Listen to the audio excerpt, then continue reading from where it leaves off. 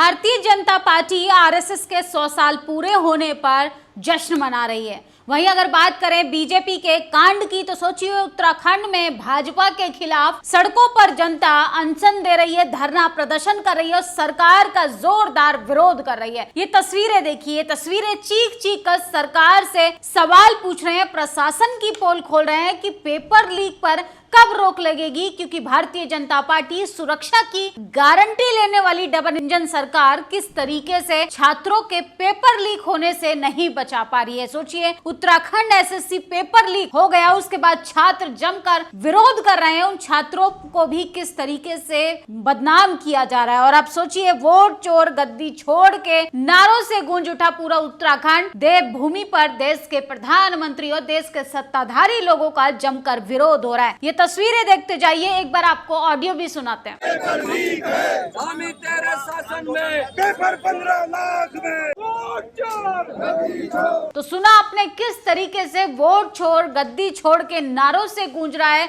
उत्तराखंड। देश के प्रधानमंत्री की हालत बेहद नाजुक नजर आ रही है। भाजपा ने जो सपना दिखाया था जनता को, निष्पक्ष चुनाव आयोग डंका बजाता है कि इस देश में ईमानदारी की गारंटी देने वाला चुनाव आयोग ईमानदारी से चुनाव करता है। सोचिए, पेपर लीक के बाद सड़कों पर वोट चोर गद्दी छोड़ के नारों से उत्तराखंड गूंज रहा है। वहीं बात करें बिहार चुनाव को लेकर तो नए वोटर 36 लाख नए वोटरों के नाम जोड़े गए हैं लिस्ट में। क्या फिर से स्कैम कर चुनाव जीतने का प्लान है? जिस तरीके से लगातार चुनावी गड़बड़ियों के सबूत सामने आए, उसको लेकर जनता में अलग ही आक्रोश देखने के लिए मिल रहा है। लेकिन सरकार आरएसएस के 100 साल पूरे होने पर जश्न मना रही है। देहरादून उत्तराखंड में कांग्रेस लीडर ने जमकर विरोध किया और सोचिए किस तरीके से वोट की चोरी हो रही है। देश भर में देश के सत्ताधारियों के खिलाफ धरना प्रदर्शन हो रहा है, विरोध हो रहा है। वहीं बात करें मध्य प्रदेश सरकार की तो सोचिए, उन्हीं की पार्टी के मुख्यमंत्री का विरोध करती भाजपा सरकार अब अपनी जातिवादी मानसिकता का प्रदर्शन कर रही है। इनको बहुजनों का वोट चाहिए, लेकिन बहुजनों के ओबीसी खास वर्ग का आरक्षण से इनको दिक्कत है। शराबबंदी आंदोलन को लेकर राजस्थान में जमकर विरोध हो रहा है, क्योंकि नशा मुक्त बनाना चाहती है राजस्थान की जनता। शराबबंदी आंदोलन की राष्ट्रीय अध्यक्ष पूनम अंकुर छाबड़ा ने देश प्रदेश के अलग अलग हिस्सों में जाकर नशा मुक्त समाज के लिए आवाज बुलंद की। राजस्थान में सैकड़ों सफाई की। तो ये तस्वीर देखते जाइए, नशे के खिलाफ किस तरीके से मुहिम चलाई जा रही है। और आरएसएस के 100 साल पूरे होने पर अच्छा लिटमस टेस्ट और क्या हो सकता है। मध्य प्रदेश में मुख्यमंत्री मोहन यादव ने बहुजन आंदोलन के दबाव में सर्वदलीय सहमति के बाद ओबीसी का आरक्षण 14 से बढ़ाकर 27% करने का फैसला लिया। मंडल कमीशन की सिफारिश के बावजूद कई राज्यों में ओबीसी का 27% आरक्षण नहीं है। जैसे ही ये बात सामने आई, आरएसएस और बीजेपी के सभी जातिवादी वर्चस्ववादी ने संघ की शाखा में दीक्षित भाजपा के समर्पित, अनुशासित और पर्याप्त धार्मिक मिजाज वाले हिंदूवादी नेता डॉक्टर मोहन यादव के खिलाफ आक्रामक हो गए और गालियां देने लगे और नफरती हैशटैग ट्रोलिंग चलाने लगे सोशल मीडिया पर। सोचिए, कोई भी एसटी एससी ओबीसी वर्ग का जब तक हिंदुओं का डंडा और झंडा उठाएगा, भाजपा का कुर्सी लगाएगा, दरिया बिछाएगा, तब तक वो हिंदू प्यारा लगेगा भाजपा को। और आरएसएस को जैसे ही वो अपने संवैधानिक अधिकारों की मांग करेगा, जैसे ही वो संविधान में मिला आरक्षण को लेकर बात करेगा, चाहे वो किसी राज्य का मुख्यमंत्री ही क्यों ना हो, उसकी जमकर आलोचना होगी, जमकर गालियां दी जाएंगी। क्योंकि ये देश पुरुष प्रधान देश के साथ साथ कृषि प्रधान देश के साथ साथ जाति प्रधान देश भी है। भाजपाई संघी खेमे के चहेतों ने मोहन यादव को पहले रामद्रोही और अब हिंदू विरोधी बताया, मगर मध्य प्रदेश भाजपा ने जब सफाई दी कि अमुक बातें सरकार के हल्फनामे का हिस्सा न होकर 1983 में आई महाजन कमेटी की रिपोर्ट का हिस्सा है, हम उनसे सहमत हैं। दिलचस्प बात है कि उसी महाजन कमेटी ने बाद में कई सरकारी समितियों ने मध्य प्रदेश में ओबीसी आरक्षण बढ़ाकर 35% तक किए जाने की सिफारिश की मांग की थी। लेकिन किस तरीके से ईडब्ल्यूएस कोटा तो तुरंत इंप्लीमेंट हो जाता है, 10% आरक्षण, वो भी आर्थिक आधार पर। लेकिन सोचिए, एक राज्य के मुख्यमंत्री को इसलिए गालियां पड़ रही हैं कि उसने ओबीसी का आरक्षण लागू करने की बात कही। अभी तो लागू भी नहीं हुआ,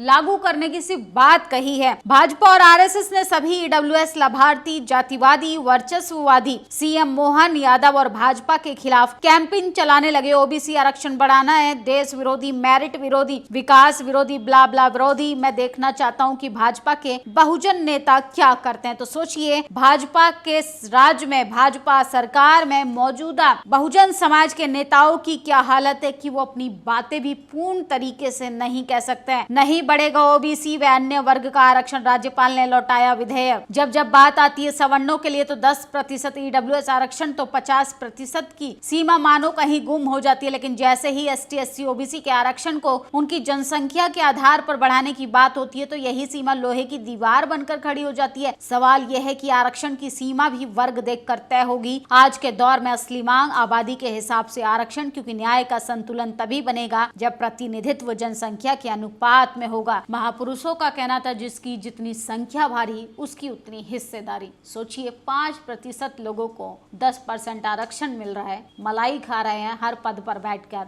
लेकिन ओबीसी को 27% आरक्षण लागू करवाने के लिए ओबीसी समाज से आने वाले सीएम मोहन यादव को गालियां खानी पड़ रही है।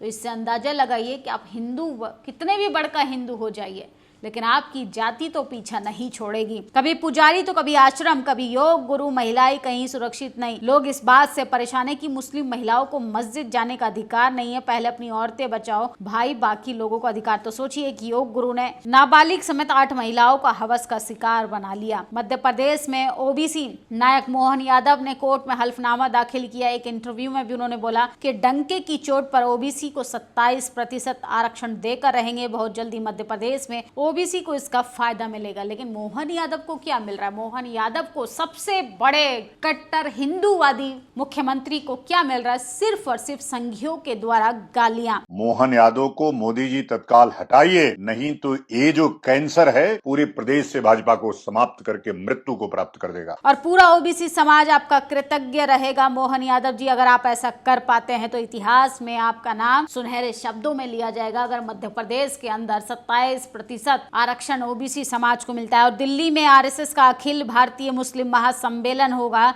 मुसलमानों को बात बात पर पीटने वाले, मुसलमानों के जात और धर्म के नाम पर उनको टारगेट करने वाले। और सोचिए, आरएसएस अब अखिल भारतीय मुस्लिम महासम्मेलन करने जा रही है। आरएसएस का ये दोगलापन देखिए, जनता को निशाना बनाया जाएगा। और ये दुबई का एक सेक्स पार्टनर चाहता है क्या? तुम्हारी दोस्त जाना चाहेगी? शरीर पर भगवा, माथे पर तिलक, गले में रुद्राक्ष की माला, अपनी बेटी का सम्मान करते इस आदमी को देखिए। ये सोचिए, ये एक यूनिवर्सिटी का डायरेक्टर था, किस तरीके से छात्रों को परेशान करता था। इससे अंदाजा लगाइए कि भगवा पहनकर क्या कुछ किया जा रहा है। लेकिन इस पर बोलेंगे तो एफआईआर होगी, आस्था को ठेस पहुंचेगी, भावनाएं आहत होंगी।